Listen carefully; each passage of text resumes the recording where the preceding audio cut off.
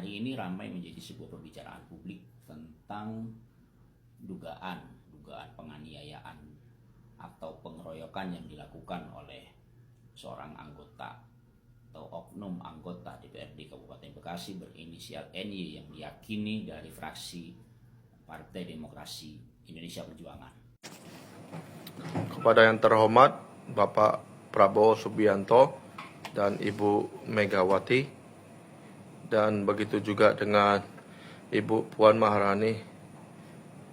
Bu, saya minta tolong, ada salah satu dari anggota Anda, anggota DPRD Bekasi, nama Pak Nyumarno. Saya dikerokin oleh dia suka minum-minum. Saya tidak tahu apa kesalahan saya, dia bawa anggota. Kemudian saya hanya berkata, kenapa supirnya liatin saya terus. Kemudian dia datang dan memukul saya bersama dengan orang-orangnya. Nah, hampir ada 10-13 orang bersama dengan cewek-cewek. Nah, lihat mata saya biru. Nah, dagu saya juga biru. Tangan saya juga bekas pukulan dia.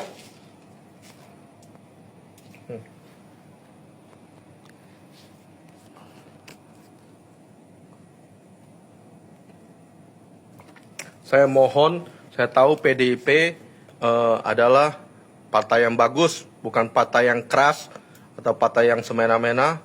Tolong Ibu Puan, mohon diganti segera. Terima kasih.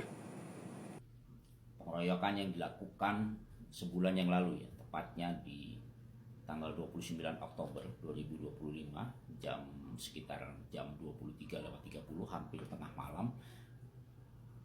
Yang menjadi korban adalah saudara Fendi, menurut pengakuannya yang masif di media sosial, bahwasanya pengeroyokan ini dilakukan oleh oknum anggota DPRD Kabupaten Bekasi berinisial NY.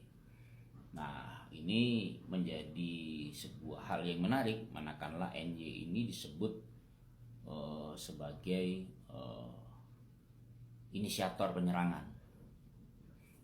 Kita ketahui bersama, NY ini merupakan salah satu anggota DPRD Kabupaten Bekasi yang memang adalah sosok kontroversial.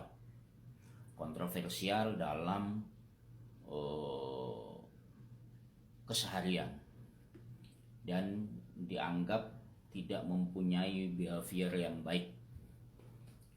Kita tidak pernah lupa mungkin pada September tahun 2024 lalu, itu yang bersangkutan itu pernah didemo oleh Aliansi Mahasiswa Anti Narkoba yang mendesak DPP PDI untuk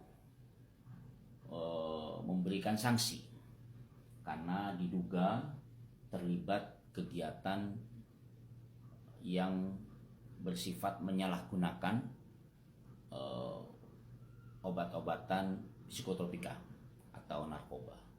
Nah, ini menjadi suatu menarik, dan semoga kasus hari ini yang diduga melakukan pemukulan ataupun bahkan pengeroyokan dan sudah dilaporkan ke Polda Metro Jaya, semoga hari ini polisi mampu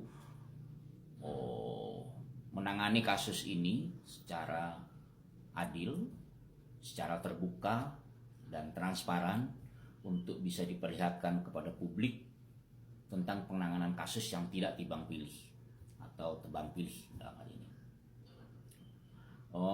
Karena jangan sampai tendensi atau ketakutan masyarakat bahwasannya apa yang dilakukan oleh oknum pejabat publik itu mampu menjadikan skala prioritas untuk tidak diproses.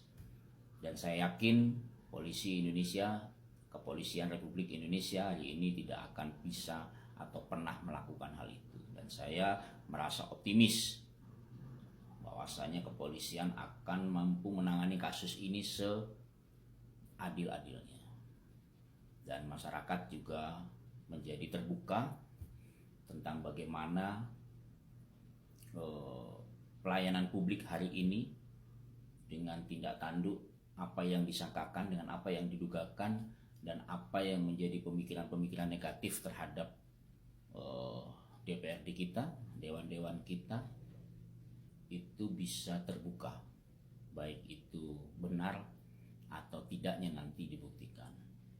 Harapan kita semoga kasus ini bisa menjadi pembelajaran buat semuanya, agar kekuasaan itu adalah jabatan amanah untuk melindungi dan melayani masyarakat, bukan jabatan yang sifatnya mengancam dan mengintimidasi masyarakat.